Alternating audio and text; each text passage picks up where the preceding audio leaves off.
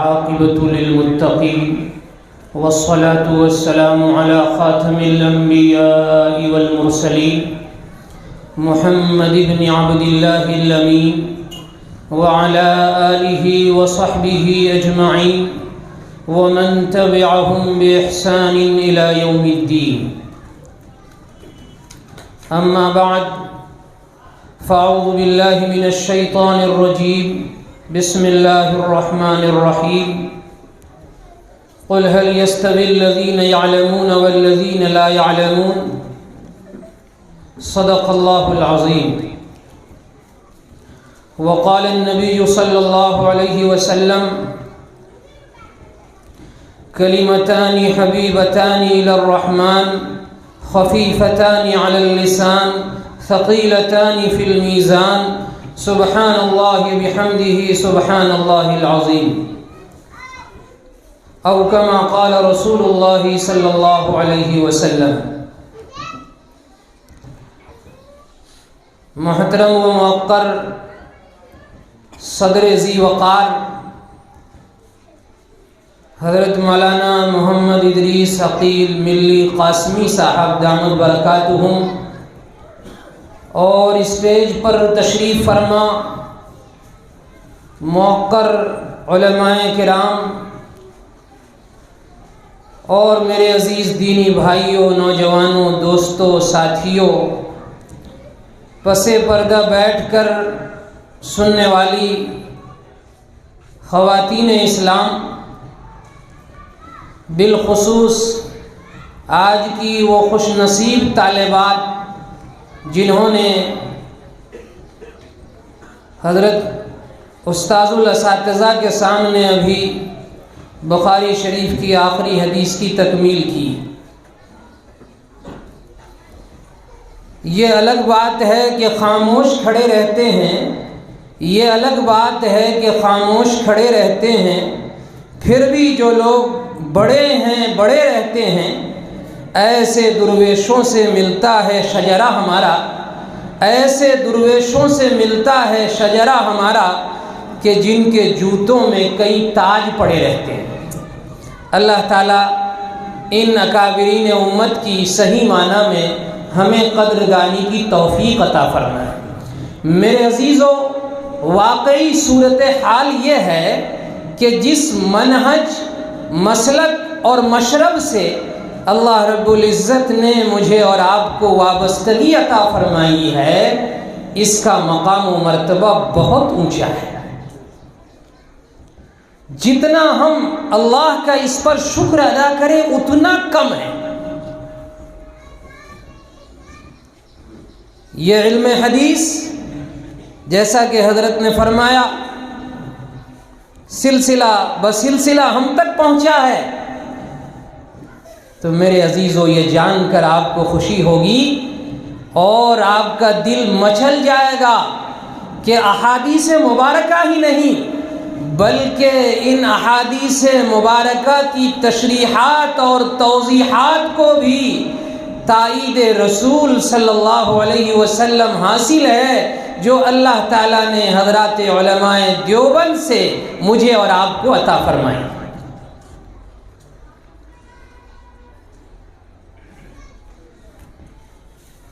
حدیث پاک کی ایک کتاب ہے ابو داؤد شریف، اس کی بڑی عمدہ اور قیمتی شرح ہے بذل المجہود کے نام سے.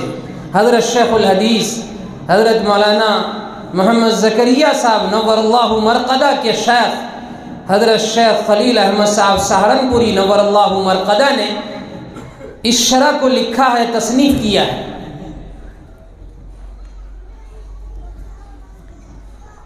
آپ کے اجل خلفاء میں سے حضرت مولانا محمد یوسف صاحب مطالعہ رحمۃ اللہ علیہ، جو ماضی قریب میں اللہ کو پیارے ہو گئے، اتنا آپ نے یورپ میں کام کیا کہ جب حضرت کا وصال ہو گیا تو وہاں کے لوگوں نے یہ بات کہی کہ یورپ آج یتیم ہو گئی. تو کسی قریبی ملک کے عالم دین نے حضرت سے فرمایا کہ حضرت شیخ الحدیث نور اللہ مرقدہ سے جب ہماری ملاقات ہوئی تو حضرت نے فرمایا کہ اگر اللہ تعالیٰ تمہیں علم حدیث کی سعادت بخشے تو اپنے اکابر کی تشریحات کو سامنے رکھ کر علم حدیث پڑھانا۔ تو کہا میرے سمجھ میں نہیں آیا یہ شرط کیوں لگائی حضرت نے؟ تو بعد میں لندن میں ملاقات ہوئی حضرت مولانا یوسف صاحب سے، انہوں نے پوچھا کہ حضرت شیخ الحدیث نے ایسی شرط کیوں لگائی؟ فرمایا کیوں نہ لگاتے، بالکل صحیح لگائی ہے۔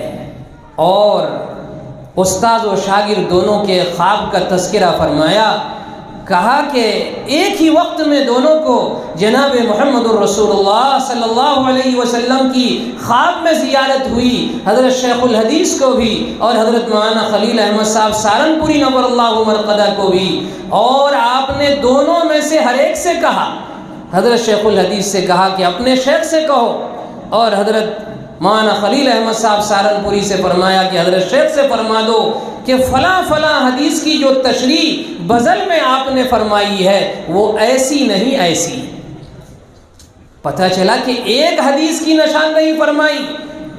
میرے بزرگوں اندازہ لگائیے کہ دیگر ساری احادیث کی تشریحات منشأ رسول صلی اللہ علیہ وسلم کے عین مطابق۔ اور آج الحمدللہ یہاں طالبات نے ختم بخاری شریف کی سعادت حاصل کی، زمرہ عالمات میں شمولیت اختیار کی۔ یاد رکھیے علم اور تحقیق کے دروازے ابتدائے اسلام ہی سے دونوں کے لیے کھلے ہوئے ہیں، مردوں کے لیے بھی اور خواتین کے لیے بھی۔ آج کل سے نہیں، ایسی ایسی خواتین اور ایسے ایسے خواتین اسلام کے کارنامے ہیں کہ انہیں اگر گنایا جائے تو وقت بہت زیادہ درکار ہے۔ چند واقعات آپ کو بتائے جا رہے ہیں کہ ام المومنین اما عائشہ صدیقہ رضی اللہ تعالی عنہ ایسی ذہین و فتین خاتون تھی کہ امت پر اما عائشہ صدیقہ کا بڑا احسان ہے۔ اعلم نساء هذه الامہ، آپ کو کہا گیا کہ اس امت کی خواتین میں سب سے زیادہ علم رکھنے والی۔ علامہ ابن شہاب زہری رحمۃ اللہ علیہ فرماتے ہیں کہ اگر ساری دنیا کی خواتین کے علم کو ایک طرف جمع کیا جائے اور اما عائشہ صدیقہ کے علم کو دوسری طرف جمع کیا جائے تو اما عائشہ صدیقہ کے علم کا پلڑا جھک جائے۔ اور اس طرح کی کئی خواتین، تقریباً 2210 حدیثیں اما عائشہ صدیقہ رضی اللہ تعالی عنہا نے امت تک پہنچائی ہے۔ نبی پاک صلی اللہ علیہ وسلم کی خانگی زندگی، معاشرتی زندگی کے بہت سے پہلو اما عائشہ صدیقہ رضی اللہ تعالی عنہا کے ذریعے سے ہم تک پہنچے ہیں۔ اور علامہ سمرقندی رحمۃ اللہ علیہ کی دختر فاطمہ یہ اتنی بڑی فقیہہ تھی، اتنی بڑی فقیہہ تھی کہ جب بھی فتویٰ نکلتا تھا علامہ سمرقندی رحمۃ اللہ علیہ کے پاس سے، اس پر ان کے والد ماجد کا جواب ہوتا تھا، اور الجواب صحیح آپ کی بیٹی حضرت فاطمہ کا ہوتا تھا۔ تحفۃ الفقہاء نامی ایک کتاب ہے، اس کی شرح لکھی آپ کے شاگرد رشید علامہ کاسانی رحمۃ اللہ علیہ نے۔ تو اتنے خوش ہوئے علامہ سمرقندی رحمۃ اللہ علیہ کہ اپنے اس شاگرد کا نکاح اپنی اس عالمہ فاضلہ بیٹی سے کر دی۔ تو بیٹیوں نے، خواتین اسلام نے بہت کارنامے انجام دیے ہیں۔ امام بخاری رحمۃ اللہ علیہ کی تربیت میں بہت بڑا دخل ہے ان کی والدہ ماجدہ کا۔ بینائی چلی گئی تھی امام بخاری رحمۃ اللہ علیہ کی، لیکن والدہ نے دعا کی جس کے نتیجے میں خواب میں زیارت ہوئی سیدنا حضرت ابراہیم خلیل اللہ کی، اور آپ نے خوشخبری سنائی کہ تم اطمینان رکھو، اللہ تعالیٰ تمہارے بیٹے کی بینائی تمہارے رونے اور تمہاری دعا کی برکت سے ضرور لوٹا دے۔ اس لیے آج کی مائیں غصہ ہوتی ہے تو اپنی اولاد کو بد دعا دیتی ہے، میں یہ کہتا ہوں آپ کو غصہ آئے تو غصے میں بھی اپنی اولاد کو دعائیں ضرور دیا کریں۔ ماں کی دعا نے بہت بڑے شخص کو بہت اونچے مقام تک پہنچایا جو کچھ بھی نہ تھا۔ حضرت پیر صاحب فرماتے ہیں کہ جو امام ہیں کعبۃ المکرمہ کے، مسجد حرام کے، شیخ عبد الرحمن السدیس، یہ کہتے ہیں، انہوں نے اپنا واقعہ بیان کیا کہ میں بہت شریف تھا، اپنی ماں کے ساتھ میرا معاملہ ٹھیک نہیں تھا، بہت پریشان کرتا تھا۔ ایک مرتبہ ماں نے مہمانوں کے لیے کھانا بنایا تو میں نے اس کھانے میں کوئی چیز ڈال دی، کھانے کو خراب کر دیا۔ والدہ کو غصہ آ گیا، لیکن وہ مائیں آج کل کی ماؤں کی طرح نہیں تھی، انہوں نے غصے میں آ کر ایسی اچھی دعائیں دی۔ آج کی مائیں خوش مزاج ہو کر بھی ویسی دعائیں کم دیتی۔ کہا بیٹے تم نے ہماری ساری محنت ضائع کر دی، میں تمہیں دعا دیتی ہوں، جاؤ اللہ تمہیں خانہ کعبہ کا امام بنا دے۔ تو ماں کی دعا کا یہ اثر ہوا۔ فرماتے ہیں کہ اللہ تعالیٰ نے شیخ عبد الرحمن سدیس کو کعبۃ اللہ کا اور مسجد حرام کا امام بنا دیا۔ تو اس لیے جذبات میں آ کر، غصے میں آ کر مائیں اپنی اولاد کو بالخصوص بددعائیں نہ دے، برا بھلا نہ کہے، یہ جذبات میں مغلوب ہو کر بددعائیں دیتی ہے اور بعد میں اس بددعا کا اثر ہوتا ہے تو ایسی صورت میں پھر روتی ہے، پریشان ہوتی ہے کہ ہماری اولاد پریشان کیوں ہو رہی ہے۔ وہ یہ بھول جاتی ہے کہ یہ تمہاری بددعا ہی کا نتیجہ ہے۔ اس لیے ہمیشہ اپنی اولاد کو دعائیں دے اور ان کی بہترین تربیت کرے۔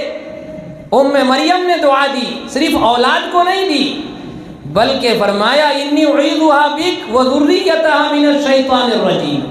اپنی اولاد کو بھی دی، اپنے نواسوں کو بھی دی، اپنی نواسیوں کے لیے بھی دعائیں کرے، پورے خاندان کے لیے، پوری ملت اسلامیہ کے لیے دعائیں کرے۔ جو نیک تمنائیں اللہ سے مانگے، ماں پڑھی لکھی ہوگی، اپنی اولاد کی صحیح تعلیم و تربیت کرے۔ اصلاح قوم تمہیں منظور ہے اگر، اصلاح قوم تمہیں منظور ہے اگر، بچوں سے پہلے ماؤں کو تعلیم دیجیے۔ اگر ہم چاہتے ہیں کہ ہم اچھی نسل دیکھیں اور انقلابی نسل دیکھیں تو میرے عزیزو اس کے لیے ضروری ہے کہ مائیں تربیت یافتہ ہونی چاہیے۔ میں آج جن طالبات نے بھی تکمیل کی ہے بخاری شریف کی، انہیں بھی دل کی گہرائیوں سے مبارکباد پیش کرتا ہوں اور ان سے درخواست کرتا ہوں کہ آپ معاشرے میں یہاں سے نکل کر جائیں تو دائرہ اسلام میں رہ کر اپنی وسعت کے بقدر ضرور اپنی سہیلیوں اور اپنے ملنے جلنے والی بچیوں اور اپنے خاندان کی اصلاح اور تربیت کی کوشش کریں۔ جو اللہ تعالیٰ نے جوہر تمہیں دیا ہے، اللہ تعالیٰ نے جو مادہ تمہیں دیا ہے کہ عورت کسی چیز کو منوانے پر آ جاتی ہے تو ایسی صورت میں وہ منوا کر رہتا ہے، اور عام طور پر آدمی عورت کی بات کو ٹالتا نہیں ہے۔ حضرت موسیٰ کا جو واقعہ قرآن کریم نے نقل کیا ہے وہ اس پر شاہد ہے کہ امرأت فرعون نے کہا تھا قرۃ عین لی ولک، فرعون کی بیوی نے کہا تھا یہ بچہ میری اور تمہاری آنکھوں کی ٹھنڈک ہے، لہذا فرعون نے اسے قتل نہیں کیا۔ تو منوانے کا جو جذبہ خواتین اسلام کو اللہ نے دیا ہے وہ اس کا مثبت استعمال کرے، دین کے سلسلے میں اس کا استعمال کرے۔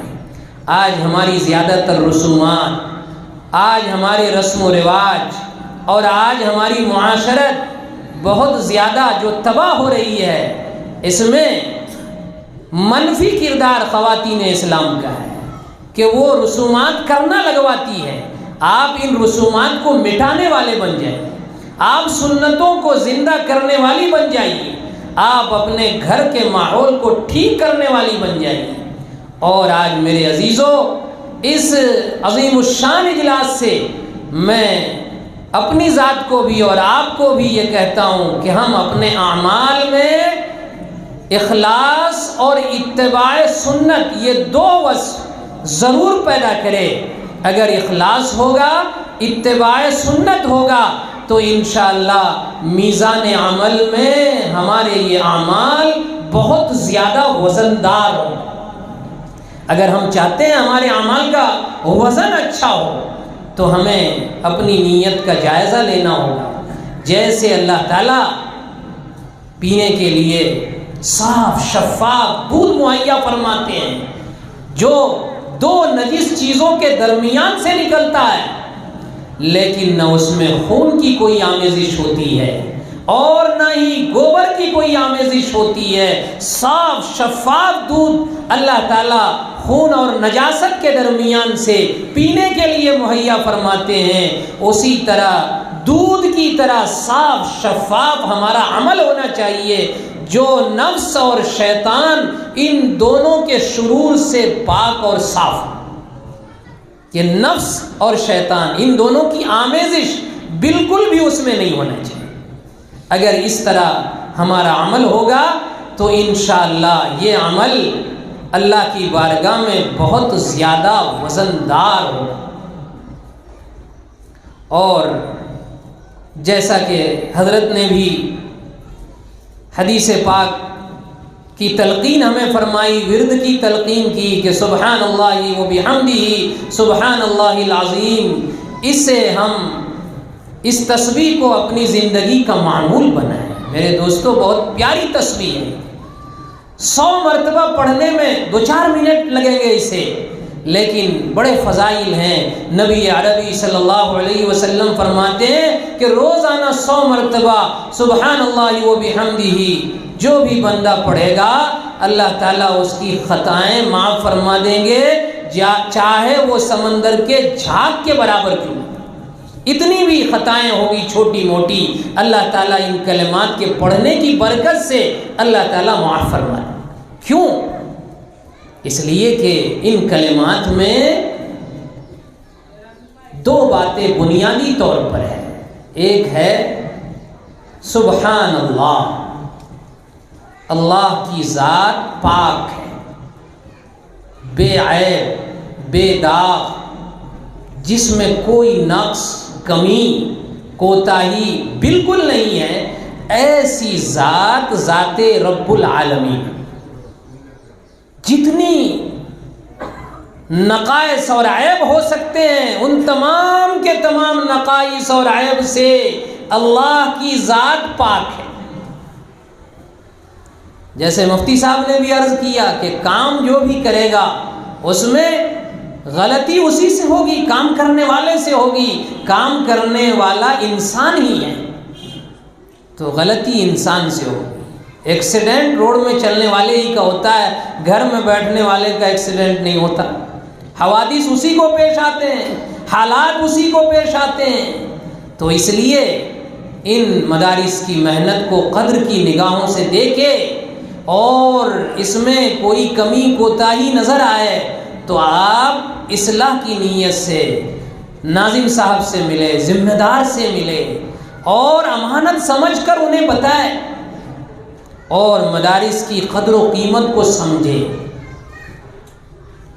آج جو کچھ بھی دینی چمک دمک ہمیں نظر آ رہی ہے یہ مدارس اسلامیہ عربیہ کی دین ہے، اور ہم تو یہ دعائیں بھی کریں، کوششیں بھی کریں کہ اللہ تعالیٰ نے جیسے اپنے فضل و کرم سے یہ سلسلہ جاری فرمایا، اللہ تعالیٰ اس سلسلے کو تا قیام قیامت اس ملک میں محفوظ فرمائے، جاری اور ساری فرمائے، اور ہم بطور نیک فالی کے یہ کہے نور خدا ہے کفر کی حرکت پہ خندزن، نور خدا ہے کفر کی حرکت پہ خندزن، پھونکوں سے یہ چراغ بجھایا نہ جائے۔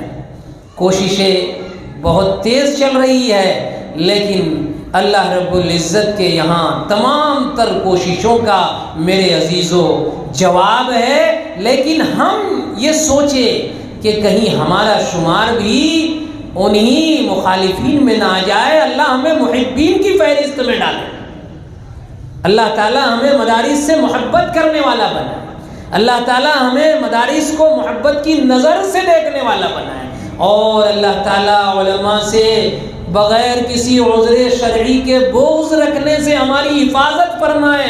فرمایا جو بغیر کسی عذر شرعی کے علماء سے بغض رکھے گا اس پر کفر کا اندیشہ ہے، کفر کا اندیشہ۔ حضرت مولانا رشید احمد صاحب گنگوئی رحمۃ اللہ علیہ فرماتے تھے کہ مجھے تو ڈر ہے کہ جو علماء سے بغض اور دشمنی رکھتا ہے، میں تو یہ کہتا ہوں کہ قبر میں رکھتے ہی اس کا چہرہ بیت اللہ سے پھیر دیا جاتا ہے۔ تمہیں یقین نہیں آتا ہے تو مجھے کوئی ایسی قبر بتاؤ جو علماء سے بغض اور دشمنی رکھتا ہوگا، میرے سامنے کھود کر دکھا دو، میں تمہیں بتا دوں گا کہ اس کے چہرے کو اللہ نے بیت اللہ سے پھیرا یا نہیں پھیرا۔ میرے دوستو، اللہ ہماری حفاظت فرمائے۔ اور آگے فرمایا وہ بحمدہ، کیا ہے؟ تمام خوبیاں، تمام کمالات، تمام بھلائیاں یہ اس کی مستحق ذات اللہ کی۔ دنیا میں جو بھی اللہ جس سے کام لے رہا ہے یہ اسی کی مہربانی ہے۔ اللہ نے جو چھوٹے چھوٹے اعمال پر زیادہ ثواب رکھا ہے یہ اسی رحمان کی مہربانی ہے، ورنہ ہماری زبان کہاں اس قابل ہے کہ اس گنہگار زبان سے ایسے کلمے نکلے تو وہ میزان عمل میں وزندار ہو جائے۔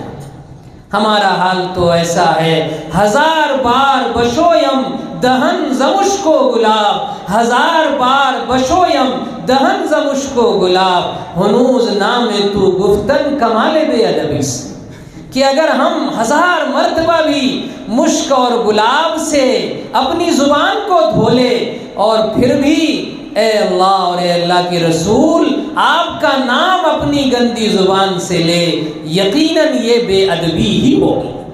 ہماری زبان سے نہ جانے کتنی گالیاں، کتنی برائیاں، کتنے جھوٹ اور کتنے گناہ کی چیزیں اور گناہ کے اقوال نکلتے ہیں، اللہ ہی جانتا ہے۔ لیکن فرمایا کہ یہ رحمان کی مہربانی ہے اور جو کچھ بھی ہو رہا ہے اسی کے فضل سے ہو رہا ہے، اسی کے کرم سے ہو رہا ہے۔ آپ لوگوں کی کوششیں رہی ماشاءاللہ کہ یہ ادارہ اتنا زیادہ ترقی کر گیا، قابل مبارکباد ہیں مولانا محمد ہارون رشید ملی صاحب جو اس ادارے کے ناظم ہیں، بانی ہیں۔ یہ چیزیں خود بخود چیزیں نہ شد، کوئی چیز خود بخود چیز نہیں ہو جاتی۔ ہم لوگ تو باہر سے آ گئے، اکابر علماء کرام بھی تشریف لے آئے اور ماشاءاللہ سجا سجایا میدان ہمیں نظر آ رہا ہے، علماء نظر آ رہے ہیں، عوام الناس نظر آ رہی ہے، لیکن اس مجلس کو سجانے میں، اس ادارے کو یہاں تک پہنچانے میں کتنی مشقتیں، کتنی تکلیفیں، کتنے حالات اور کتنے مجاہدات و ریاضات برداشت کرنا پڑے، یہ حضرت مولانا ہی جانتے ہیں اور آپ کے رفقائے کرام ہی جانتے ہیں۔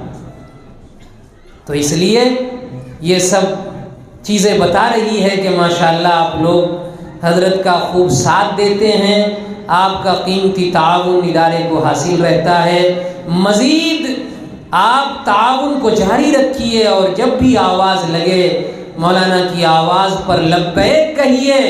میرے عزیزو، آقا نے جہاں یہ فرمایا تم میں سب سے بہتر ہے وہ جو قرآن کو سیکھے اور سکھائے، حضرت اقدس مفتی سعید صاحب پالن پوری رحمت اللہ علیہ فرماتے تھے اس حدیث کا مصداق وہ غریب اور وہ نادار، وہ مزدور اور وہ محنت کرنے والا نوجوان بھی ہے جو مدارس اسلامیہ کو اپنے قیمتی تعاون کے ذریعے سے تقویت دیتا ہے، وہ بھی بالواسطہ قرآن کریم کو سیکھنے اور سکھانے والوں کی فہرست میں انشاءاللہ کل قیامت کے دن شمار کیا جائے۔